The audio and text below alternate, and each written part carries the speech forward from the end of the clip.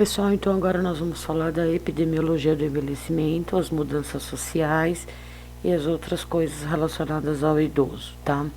Então nós vamos começar falando da questão do envelhecimento.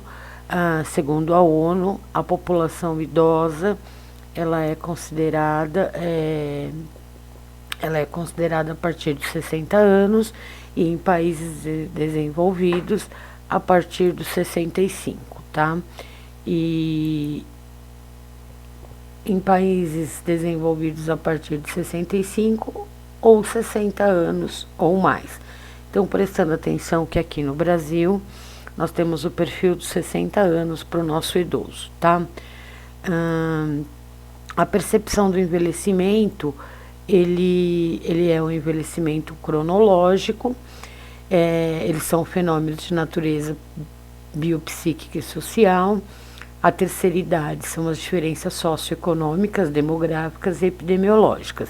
Então, o que a gente quer dizer com as diferenças socioeconômicas? O idoso hoje ele não tem mais a parte econômica como tinha quando atuava efetivamente no seu trabalho. A questão social também, ele não frequenta tantos lugares quanto ele frequentava quando trabalhava.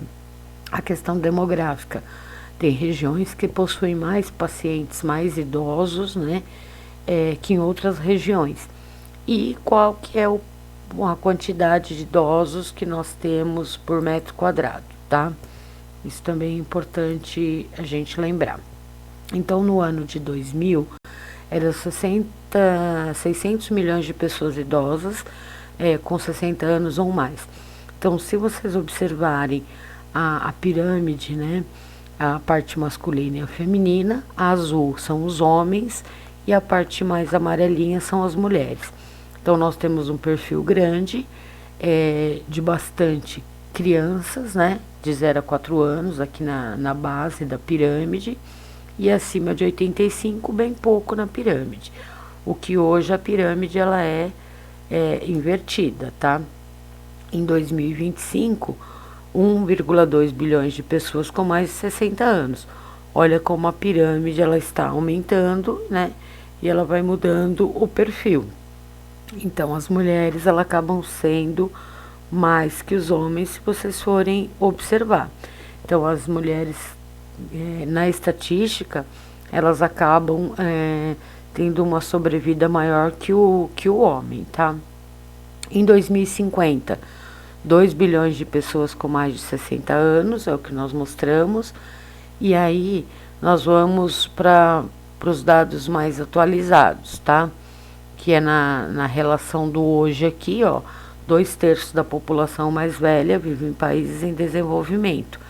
E eles, em 2025, mais ou menos 75% dos nossos idosos irão tomar conta do nosso planeta, que a gente brinca, né? Então, ó, ele vai ter essa mutação, isso segundo a Organização Mundial de Saúde, tá? Então, o envelhecimento, nós temos um programa mundial, que a população mais velha, com 80 anos ou mais, é o grupo populacional que mais cresce nos países desenvolvidos. Por que nos desenvolvidos? Porque eles têm uma qualidade de vida um pouco melhor. Se vocês forem parar para observar, nós aqui no Brasil temos uma deficiência muito grande com relação à infraestrutura, não somos preparados para acolher o idoso e muito menos para termos o idoso em casa. Muitos de vocês possuem casas ou apartamentos que não passam uma cadeira de rodas, que não passam uma cadeira de banho, as dificuldades para a locomoção, moram em apartamentos de 3 andares onde não tem um elevador, não tem um corrimão e não tem uma rampa. Então, o idoso fica limitado e isolado a um determinado local, tá? Então, o panorama mundial é uma transição, é o aumento da expectativa de vida. A mulher vive mais que o homem, como a gente já tinha falado, e as populações muito idosas, a razão da mulher para homem é 2:1. Então, geralmente, nós temos mais mulheres do que homens. Se vocês forem parar para observar, é uma realidade, tá? Aí nós temos a taxa, né, que vai da elevação do homem e da mulher. Por que está mudando? Porque a fertilidade está caindo e a expectativa de vida está aumentando. O rosa está relacionado à fertilização e o vermelho está relacionado à qualidade de vida e o tempo de expectativa de vida, tá? Com o passar do tempo, a gente vai percebendo que a expectativa de vida vai aumentando, o trabalho ele vai se regularizando, né? Vai variando para as divergentes das regiões. Então, tem locais que nós vamos ter mais idosos e outros não. Isso é uma projeção que vai até lá adiante, tá? Então, nós temos as coisas que também interferem muito. As condições sanitárias, a habitação, a nutrição. Então, a gente precisa ver que o nosso idoso mora em condições, às vezes, horríveis, né? Determinadas regiões que não tem a qualidade sanitária básica, água, luz, esgoto, água encanada, a habitação é bem ruim, nutrição, a questão do ter dinheiro para comprar o alimento, não só o arroz, feijão, mas os alimentos que o idoso precisa. E também a gente vai perceber que os avanços científicos e tecnológicos deu um adianto muito grande para a vida do idoso. Com isso acontece o quê? A diminuição da mortalidade em idosos precoces e acaba o aumento da expectativa de vida. Hoje nós temos vários estudos, vários ensaios clínicos que mostram a longevidade como um processo natural, no qual a gente percebe que vamos conseguir melhorar a qualidade de vida do idoso, tá? Então, o desenvolvimento de métodos contraceptivos efetivos diminuiu a nossa produtividade. Então, hoje as famílias possuem uma, duas, três, estourando 3 crianças na casa e a quantidade de idosos aumentou. As políticas de controle de natalidade fizeram com que isso hoje em dia, atualmente, nós vamos ter mais idosos do que crianças. E o avanço no cuidado da saúde da mulher também, ele fez uma redução muito grande da taxa de mortalidade, tá? Então, melhorou a qualidade da saúde da mulher, a mulher foi para o mercado de trabalho, ela se tornou independente financeiramente e hoje ela pensa na maternidade como muitas vezes uma segunda opção, não é uma das primeiras opções para a mulher nesse momento. Então, a transição epidemiológica, a diminuição da carga de doenças infecciosas também, pela vacinação, pelo cuidado que as unidades básicas de saúde estão dando para os idosos, o aumento da carga de doenças crônicas degenerativas, que já é um quadro que já vem associado anteriormente, isso também acaba mudando essa transição. Maior longevidade, risco de aumento com a idade. Quanto mais idade eu tenho, mais risco eu tenho nesse sentido. Então, mais hospitalização eu vou precisar. Maior prevalência de fatores de risco, aumentam as quedas, né? O acúmulo de fatores de risco ao longo da vida também, a minha condição social, psicológica e o mesmo a localização demográfica de onde eu moro vão ser os padrões de referência para quê? Para que a minha longevidade aconteça ou não, tá? A feminização da população idosa. Mulheres têm, de um modo geral, melhor percepção da doença. Por quê? Porque elas se cuidam mais. E, querendo ou não, elas procuram mais assistência à saúde do que o homem. O uso mais constante do serviço de saúde, elas fazem um diagnóstico precoce e elas conseguem detectar as doenças que vão acometê-las ou já conseguem o tratamento um pouco mais rápido com relação a isso, tá? Aí nós vamos ter a diferença da exposição de riscos. Antigamente as mulheres elas tinham uma exposição limitada, hoje nós mulheres bebemos, fumamos, trabalhamos, temos uma terceira jornada, estudamos, temos casa. Então, o melhor consumo de álcool e tabaco pelas mulheres, causas externas mais frequentes em homem. O homem ele era mais o consumo do álcool, drogas, né? E das vidas mais, assim, da vida noturna. Hoje a mulher ela tem uma vida noturna e todas essas condições que o homem faz, até mais às vezes que o próprio homem, tá? Desigualdade de gênero nas condições de saúde dos idosos. Nós percebemos que existem idosos que têm uma qualidade de vida muito boa pelo fator socioeconômico. E as mulheres declaram incapacidade funcional em maior proporção que os homens. Geralmente as mulheres mais antigas, mais idosas, elas são mais limitadas. Ah, porque meu marido morreu, eu vivo da pensão. Então isso é uma questão sociopsicológica também e cultural que está sendo mudado na mulher de hoje em dia. Na idosa de hoje em dia é bem diferente essa postura, tá? A incapacidade funcional do idoso está relacionada a quê? A maior percepção dos problemas de saúde, as diferenças nas doenças associadas a homens e mulheres, o exemplo, a depressão. Antigamente era considerado um problema mais do sexo feminino. Hoje nós percebemos que a depressão, ela mudou esse perfil epidemiológico, tá? E aí a sobrevivência por mais tempo com limitações para casos de pessoas com doenças degenerativas ou mesmo o caso da depressão. Diferenças no risco de incapacidade funcional entre idosos estão associados a quê? A disparidades socioeconômicas. Como eu já tinha dito anteriormente, a nossa dificuldade sociocultural, ela vai influenciar muito também no que? Nas condições de vida para o longo da minha jornada. Limitações financeiras e questões sociais, incorporação de hábitos saudáveis de vida. Hoje nós percebemos que as mulheres, ou o homem, o idoso de um modo geral, eles se preocupam muito com exercícios físicos, com a capacidade motora, com a cognição, que ele não vai perder, que ele precisa agilizar a mente dele, trabalhar essa questão. Adesão aos múltiplos tratamentos necessários. Hoje a gente percebe que eles têm uma aderência maior aos tratamentos desenvolvidos pelo SUS e mesmo pelo serviço privado. E a disponibilidade de um suporte familiar um pouco melhor. Hoje nós percebemos também que as pessoas entendem que as pessoas idosas, elas são dependentes de um filho, de uma nora, de uma terceira pessoa, até uma segunda ou terceira pessoa que os cuide, tá? E isso entra a questão legal também, que a gente vai falar nas outras aulas.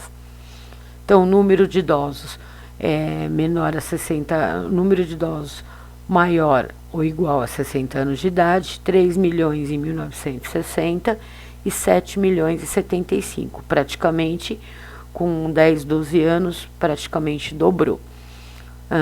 O aumento de 500% em 40 anos, que alcançará em 2020, que é o ano que a gente está, 32 milhões de idosos. A esperança de vida ao nascer em todas as regiões, elas mudam muito, norte, nordeste, sudeste, sul e centro. Percebemos que onde as condições são mais precárias, a sobrevida é bem menor do idoso, tá? As mulheres têm a expectativa de vida mais elevada, justamente pelo fato delas se cuidarem mais, tá? E no Brasil, os níveis mais elevados, norte e nordeste, níveis mais reduzidos, sul e sudeste, tá? Então, eles tornam-se ricos enquanto a população é envelhecida. Temos aí uma quantidade bem maior de idosos, vocês podem ver isso pela circulação nos nossos meios de transporte, nas nossas idas ao mercado e aos bancos, tá? Então, a pirâmide etária no Brasil, em 2010, era assim, por gênero, tá vendo que mulheres e homens, né? Então, antigamente, a nossa pirâmide, né, em 1960 era assim, e o desenvolvimento populacional mais acelerado que o desenvolvimento socioeconômico. Então, nós temos muito mais idosos e uma renda per capita muito menor para esses idosos. Sistemas sociais e de saúde limitados para atender a nova necessidade. Então, nós não temos uma sociedade preparada para quê? Para atender essa nova demanda. Nós mesmos, profissionais da saúde, estamos tentando nos adequar agora. Nós não éramos preparados para uma população idosa, né? Os nossos idosos com 60, 70 anos, eles praticamente nos deixavam por infarto ou outros tipos de doença. Diminuição da população economicamente ativa, exclusão do idoso de mercado do trabalho. Antigamente isso era muito comum. As pessoas se aposentavam e falavam, bom, agora eu vou curtir a vida. Hoje, com a sociedade, pela cobrança financeira, pelo índice de gastos que nós temos para poder nos mantermos num nível razoavelmente para sobreviver, o idoso muitas vezes ele se aposenta e ele continua ainda no mercado de trabalho. Declínio da permanência do idoso no mercado de trabalho, né? A gente vê na Ásia, na África, na Europa, na Oceania, que eles ainda permanecem trabalhando por um certo tempo. A demanda crescente do serviço. O idoso, ele requer muitas internações hospitalares mais frequentes, tempo de ocupação do leito muito maior. Então, uma pessoa com menos de 50 anos, 45, ele se interna, 3 a 5 dias ele está o quê? Tendo alta hospitalar. Ao passo que o idoso, ele pega aí uma internação, no mínimo menos de 15 dias, ele não fica internado. Isso quando ele consegue se restabelecer e retornar ao seu lar, tá? Setor de saúde, maior frequência de doenças crônicas e múltiplas e perduram por vários anos. São doenças que vão permanecer com o idoso. Nós só vamos melhorar o quê? A qualidade de vida, eliminar as dores, mas chegar, né, nesse limite que o idoso tem, no mínimo do mínimo, para ele poder viver com uma qualidade de vida um pouco melhor. Maior necessidade de acompanhamentos constantes, ele já não consegue muitas vezes ir a uma consulta sozinho, ir a um banco, os cuidados permanentes que alguns precisam, medicação contínua, exames periódicos. Então o setor de saúde, ele acaba tendo o quê? Um prejuízo muito grande, como os próprios governantes nossos estão deixando claro. O idoso, ele dá um gasto muito grande para quê? Para o serviço de saúde. Então, a redução da capacidade funcional, ele não consegue mais essa mobilidade. Então, a reorganização da atenção à saúde do idoso é importante porque precisamos criar critérios para que possamos dar o atendimento básico para o que ele necessita. O cuidado multidisciplinar direcionado ao idoso, familiares e cuidadores. Não precisamos cuidar apenas o que do idoso, mas precisamos preparar a família para cuidar do idoso.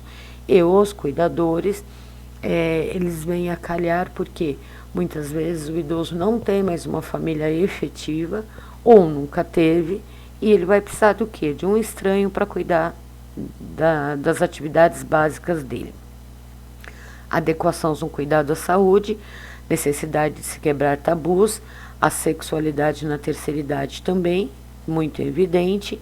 Então nós vemos aqui nessa imagem que nem pela idade, né, ela deixou de ter essa atração, essa sensação boa, né, de ser querida, de ser amada, e mesmo porque a idade, a gente vai falar também da questão da sexualidade mais para frente. Todo mundo acha que envelheceu, acabou o sexo. Pelo contrário, para muitos ele acaba sendo uma coisa muito mais efetiva, porque não tem o problema dos filhos, não tem o problema do engravidar, não tem o problema de rótulos e tabus e um monte de outras coisas, tá? Adequação no cuidado à saúde, maior complexidade na abordagem do processo saúde e doença, agregados de doença, polifarmácia. Temos também grandes problemas, por quê? Porque o idoso se torna muito dependente, porque vão agregando várias doenças, hipertensão, diabetes, dislipidemia. Aí ele começa o que? A polifarmácia, vários medicamentos. Toma omeprazol de manhã para o estômago, toma calmante, fluoxetina para poder ficar ativo durante o dia. Aí ele toma vitamina porque ele está desnutrido. Ele toma o cálcio para ajudar na osteoporose. Aí ele toma insulina porque ele é diabético. Ele toma o remédio da pressão porque ele é hipertenso. Então a polifarmácia atrapalha muitas vezes. Então nós temos adequação no cuidado da saúde, maior complexidade no quê? Na abordagem do processo de saúde e doença. Pensando no idoso, nós achamos que não temos mais que tratar do quê? Da questão da HIV e AIDS. O envelhecimento da AIDS. A AIDS envelheceu, o idoso também, e ele passou o quê? A ter doenças, né? Situações de infecção sexualmente transmissível, muito comum no idoso. Muitas pessoas não acreditam, mas Com essa liberação toda da mulher e dos idosos, eles acabam adquirindo doenças que eram comuns o quê? Para a juventude. Os mitos. A maioria da população idosa vive nos países desenvolvidos. Os idosos são iguais. Não. Cada um tem o seu perfil, cada um tem o seu jeitinho. Por isso que nós examinamos e fazemos uma avaliação diferenciada. O processo de envelhecimento segue o mesmo caminho para homens e mulheres. Mentira! Os homens têm um tipo de envelhecimento e as mulheres têm outros, necessidades totalmente diferentes. Idosos são frágeis, nem sempre nessa mesma ordem. Não significa você ser idoso e estar acomodado a uma patologia. Ah, ele cai sempre. Ah, porque ele é velho. Não necessariamente. Ele pode ter uma patologia que o faz cair, independente da idade. Ele cairia com essa mesma patologia se tivesse 30 ou se tivesse 60. Por isso é que temos que observar muito bem a questão do idoso. Idosos não apresentam possibilidade de contribuição. Mentira também. Nós sabemos que muitos idosos, eles produzem e realizam muito mais do que muitos jovens.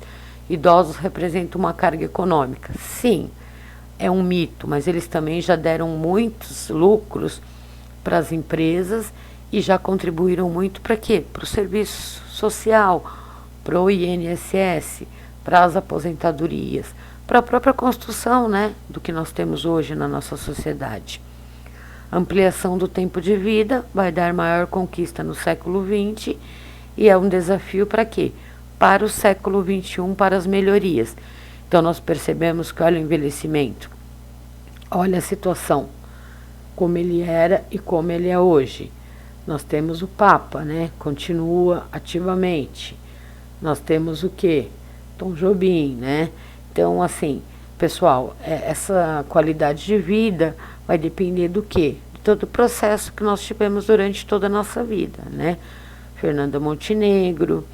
E aí, assim, pessoal, espero que eu tenha contribuído um pouco para que vocês consigam entender um pouco melhor as partes da sexualidade e outras particularidades e as patologias, elas virão em aulas separadas, tá? Então, espero que tenham podido aproveitar bastante, tá bom?